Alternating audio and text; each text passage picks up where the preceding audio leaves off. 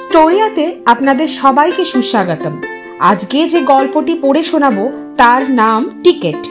লিখেছেন নরেন্দ্রনাথ মিত্র। ভালো লাগলে আমাদের উৎসাহিত করতে লাইক করুন। যারা আমার চ্যানেলে নতুন তারা প্লিজ আমার চ্যানেলটিকে সাবস্ক্রাইব করুন। নতুন গল্পের আপডেট পেতে বেল আইকনটি অন করে রাখুন। শুরু করছি নরেন্দ্রনাথ মিত্রের ছোট গল্প টিকেট। অফিস থেকে বেরিয়ে মিশন রোড মোড়ে এসে শ্যামবাজারগামী ট্রামখানা দ্বিতীয় শ্রেণীর হাতল লক্ষ্য করেই এগিয়ে যাচ্ছিল শীতাংশু।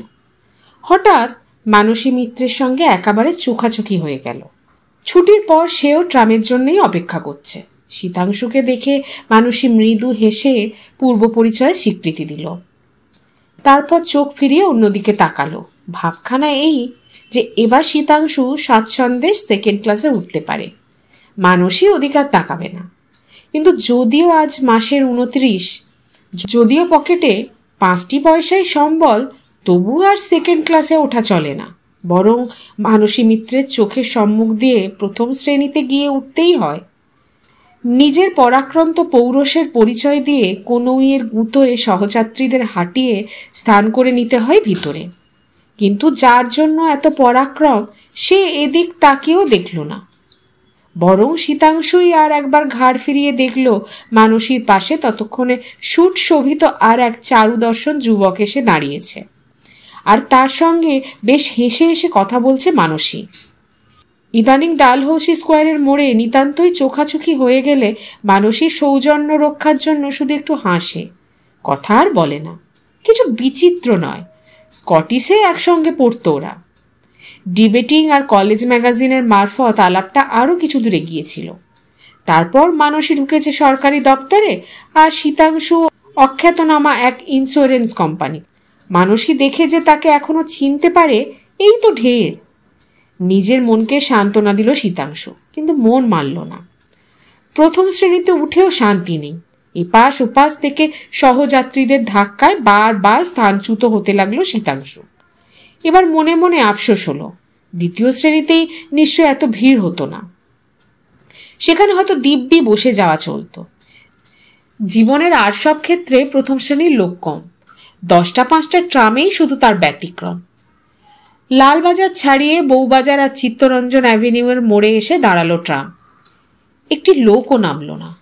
বরং যারা বসেছিল তারা দণ্ডায়মান সহযাত্রীদের দিকে একটু অনুকম্পার চোখে তাকিয়ে আরও আয়েশ করে বসল। কারো একটু উঠবার লক্ষণও নেই। আশ্চর্য, এরা সবাই কি একেবারে সীমান্তের যাত্রী নাকি? ভিড়ের মধ্যে কন্ডাক্টরের এতক্ষণ কোনো পাত্তাও মেলেনি। এবার তার মুখ দেখা গেল। সে এবার নড়তে শুরু করেছে, হাত পাততে শুরু করেছে যাত্রীদের কাছে। মনটা আবার হাহাকার করে উঠল শীতাংশুর। 5টি পয়সা সবকটি তুলে দিতে হবে তার হাতে। যদি বুদ্ধি করে সেকেন্ড ক্লাসে উঠতো তাহলে 3টি পয়সায় কাজ চলতো। গলির মোড়ে দোকান থেকে 2 পয়সার বিড়ি কিনে নিয়ে যেতে পারত শীতাংশু। কিন্তু কি কুক্ষণে যা চোখাচোখি হয়েছিল মানসী মিত্রের সঙ্গে, আর হলেই বা কি? দেখিনি করে চোখ ফিরিয়ে নিয়ে সেকেন্ড ক্লাসেই তো দিব্যি উঠতে পারত শীতাংশু। যে সহপাঠিনী দেখা হলে মুখের কথাটি পর্যন্ত খসায় না, তার জন্য বোকা শীতাংশু কেন যে বিড়ি খাওয়া 2টি পয়সা খসাতে গেল? নিজের বোকামি আর নিজের প্রেস্টিজ বোধকে শীতাংশু নিজেই ধিক্কার দিল। ঠিক সেই সময় কন্ডাক্টর এসে দাঁড়ালো শীতাংশুর পাশে। টিকেট! পকেটে হাত ঢুকিয়ে অসীম মমতায় পয়সাটির ওপরে হাত বোলালো শীতাংশু। কিন্তু পকেট থেকে হাতটা তুলে আনতে না আনতেই অধীর কন্ডাক্টর সেখান থেকে সরে গেল। শীতাংশু পয়সা বের করুক, ততক্ষণে আর 20-25 খানা টিকিট তার কাটা হয়ে যাবে।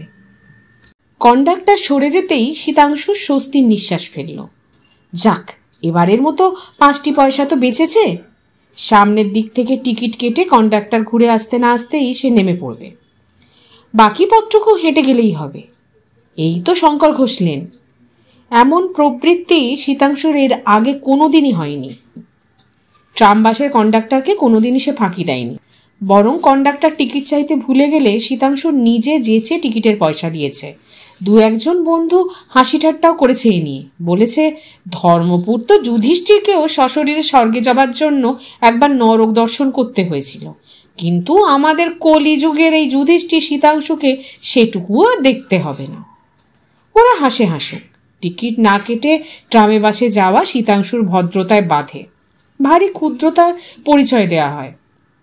তাছাড়া দুনিয়াজোড়া দুর্নীতির রাজ্যে কোথাও যখন একটুও মাথা গলাতে পারেনি শীতাংশু, না আছে তেমন বুদ্ধি না প্রবৃত্তি, তখন কি হবে এই ট্রামবাসে 2-4 পয়সা ফাঁকি দিয়ে? তার চেয়ে সততায় অনেক সান্ত্বনা। কিন্তু আজ যুক্তির মুখ হঠাৎ করে ঘুরে গেল শীতাংশু। কেন ফাঁকি দেবে না? তাকে কি কেউ ফাঁকি দিতে বাকি রেখেছে? মাত্র 80 টাকার মাইনে 10টা 6টা সে খাটছে অফিসে। মাসের 3য় সপ্তাহে শুরু হয় ধার। ক্ষুরোধার বুদ্ধি চলতে থাকে মল্লিকা। আজও রেশনের চাল ধার করতে হয়েছে প্রতিবেশী অমলবাবু স্ত্রীর কাছ থেকে। 6 আনার মধ্যে সারতে হয়েছে বাজার। মল্লিকা বলেছে, ও চাকরি তুমি ছেড়ে দাও। যে চাকরিতে পেটের ভাতের সংস্থান হয় না সেই চাকরি করে লাভ কি? ছি ছি ছি, আজকাল অফিসের বেয়ারা খানসামাবাও 80 টাকার বেশি মাইনে পায়। শীতাংশু হেসেছে, পায় যদি আমি আটকাবো কি করে বলো? মল্লিকা জ্বলে উঠেছে, হেসো না তো। হাসি কি করেছে তোমার আসে আমি তাই ভাবি। একটি মাত্র ছেলে, তাকে ভালো করে খাওয়াতে পারি না, পড়াতে পারি না, আর তুমি হাসছো? এই তো অমলবাবু চাকরি করেন না, বাকরি করেন না, তবু তো দিব্যি 2 হাতে পয়সা আনছেন। যখনকার জানিও সবাই পারছে আর তুমি পারো না। স্ত্রীর কণ্ঠ ফের প্রতিধ্বনিত হলো শীতাংশুর মনে। ঠিক বলেছে মল্লিকা, সবাই যদি পারে শীতাংশুই বা পারবে না কেন? তার এই ভুয়ো নীতিবোধ নির্বোধ অক্ষমতারই নামান্তর।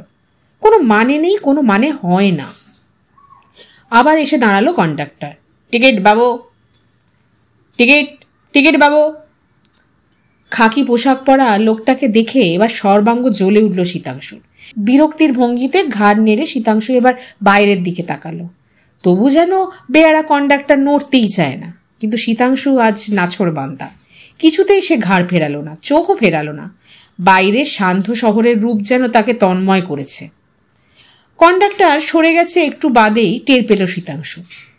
তারপর আর ঝুঁকি না নিয়ে একটা স্টপেজ আগেই ট্রাম থেকে নেমে পড়ল। পেরেছে, শীতাংশুও পেরেছে। অভূতপূর্ব উল্লাসে মনটা ভরে উঠল শীতাংশুর। কালোবাজারে 5 লক্ষ টাকা রোজগার করেও কোনো লাখপতি বোধহয় এমন উন্মাদনার স্বাদ পায় না।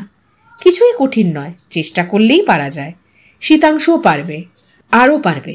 মল্লিকার আদর্শ পুরুষ অমলবাবুর মতো সেও অদূর ভবিষ্যতে পৌরসের পরিচয় দিতে পারবে একদিন। মোড়ের বিড়িওয়ালার দোকানের সামনে এসে আজ আর বিড়ি কিনল না শীতাংশু। বলল, 2টো সিগারেট দাও তো। মাসের শেষে শীতাংশু কোনোভাবেই সিগারেট কেনে না, কোনোদিন ধার বাকি রাখে না সে দোকানে। ভারী হিসাবী মানুষ। বিড়িওয়ালা ফটিক দাস একটু অবাক হয়েই শীতাংশুর মুখের দিকে তাকালো। তারপর প্যাকেট থেকে 2টো সিগারেট বের করে নিল। 5 লাখ টাকা সম্পত্তি ওড়াবার উত্তেজনার স্বাদ পেতে পেতে 5টা পয়সা ফটিকের হাতে তুলে দিল শীতাংশু।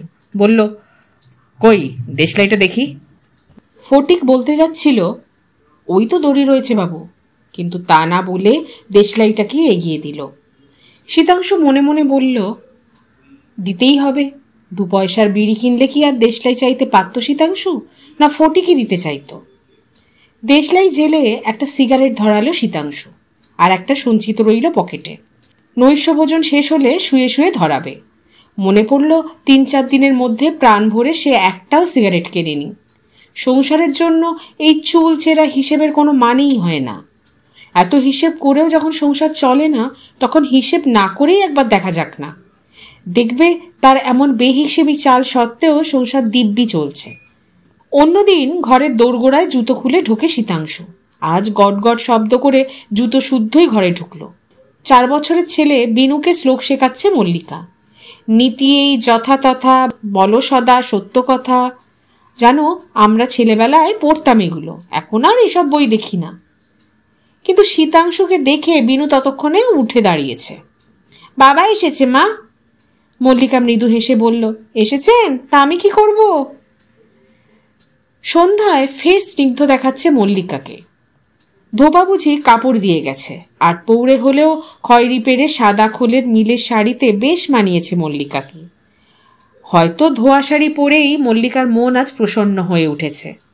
সকালবেলায় ধোপা ধোপা করেই ওর মেজাজ প্রথম বিগড়েছিল। খোঁপাটা আট করে বাঁধা, সিঁথিতে কপালে সিঁদুরের চিহ্ন। সামান্য এই সান্ধ্য প্রসাধনে রূপ যেন বদলে গেছে মল্লিকার। স্বামীকে দেখে মাথার আঁচল টেনে দিতে দিতে মল্লিকা মৃদু হেসে বলল, ব্যাপার কি হঠাৎ যে এত সিগারেটের ঘটা? এবার 29 তারিখেই কি মাইনে পেয়ে গেলে নাকি? শীতাংশু বলল, কেন, মাইনে না পেলে বুঝি সিগারেট খেতে নেই? আশ্চর্য, এই ধমক সত্ত্বেও মল্লিকা রাগ করল না, আগের মতোই হেসে বলল, খেতে নেই আমি কি বলেছি, খাও না। তারপর একটু থেমে বলল, আজ সোনা কাকা এসেছিল, তোমার কত প্রশংসা করলো, বলল আজকালকার দিনে তোমার মতো মানুষ নাকি দেখাই যায় না। শীতাংশু জামার বোতাম খুলতে খুলতে গম্ভীরভাবে বলল, বিনু এবার এগিয়ে এসে বলল, আমার জন্য কি এনেছো বাবা? মল্লিকা সস্নেহে ধমক দিয়ে বলল, কি আবার আনবে রে দুষ্টু ছেলে? বিনু একবার মায়ের মুখের দিকে তাকালো আর একবার বাবার মুখের দিকে তাকালো, তারপর পরম বিজ্ঞের ভঙ্গিতে বলল, আজ বুঝি মাসের শেষ, এখনো মাইনে দেয়নি না? মল্লিকা বলল, ছেলে একেবারে পাকা হয়ে গেছে। মাইনে পেয়ে প্রথম দিকে ছেলের জন্য লজেন্স, বিস্কুট, কমলা লেবু কিছু না কিছু নিয়ে আসে শীতাংশু, শেষ দিকে আর আনা হয় না। মাসের প্রথম আর শেষের এই প্রভেদটা বুঝতে বাকি নেই বিনুর। নিজের অশোভন দাবিতে সে যেন নিজেই লজ্জা পেল, আত্মগোপনের জন্য মার পিছনে চলে যাচ্ছিল। হঠাৎ কি মনে পড়ল, ঘুরে দাঁড়ালো বিনু, বলল, বাবা টিকেট। মাসের শেষের দিকে ছেলের জন্য যখন অন্য কোনো উপহার আনতে পারে না, তখন ছেলে কিছু চাইবার আগেই পকেট থেকে ট্রাম কি বাসের টিকিটটা ছেলের হাতে তুলে দেয় শীতাংশু। নাও, জমিয়ে রাখো। শীতাংশুকে আজ একটু চুপ করে থাকতে দেখে বিনু আরেকটু এগিয়ে এলো। কই বাবা, টিকিট দাও। মল্লিকা হেসে বলল, আচ্ছা কন্ডাক্টরের পাল্লায় পড়েছো তুমি, দাও এবার টিকিট দাও। শীতাংশু গম্ভীরভাবে বলল, টিকিট নেই। মল্লিকা উদ্বেগের স্বরে বলল, সে কি, এতটা পথ হেঁটে এলে নাকি? শীতাংশু স্ত্রীর দিকে তাকিয়ে অদ্ভুত একটু হাসল। টিকিট না কাটলেই কি বুঝি হেঁটে আসতে হয়? মল্লিকা আর কোনো কথা বলল না, তাড়াতাড়ি চোখ নাবিয়ে নিল। কিন্তু শীতাংশুর খুদে কন্ডাক্টরটি নাছোড়বান্দা।